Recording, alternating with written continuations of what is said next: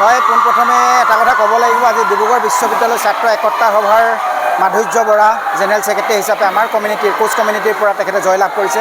আমাৰ এটাই তেখেতলৈ আহ্বান থাকিল যে ভৱিষ্যত দিনত ডিব্ৰুগড় বিশ্ববিদ্যালয়ৰ লগতে যি ডিব্ৰুগড় বিশ্ববিদ্যালয় ছাত্ৰ একতা সভাৰ সুন্দৰভাৱে তেখেতে চলাই নিব বুলি আমি আশা কৰিছোঁ আৰু লগতে তেখেতলৈ শুভেচ্ছা জনাইছোঁ। এই চেগতে ডিব্ৰুগড় বিশ্ববিদ্যালয়ৰ লগতে আমাৰ কোচ ৰাজবংশী কমিউনিটিৰ যাতে উজ্জ্বল ভৱিষ্যত কামনা কৰে তেখেতে, তাক আৰু আমাৰ সদৌ শেষত আমাৰ ডিব্ৰুগড় আকাশৰ তৰফৰ পৰা তেখেতলৈ পুনৰবাৰ অভিনন্দন জনাইছোঁ আৰু লগতে তেখেতৰ উজ্জ্বল ভৱিষ্যত কামনা কৰিছোঁ।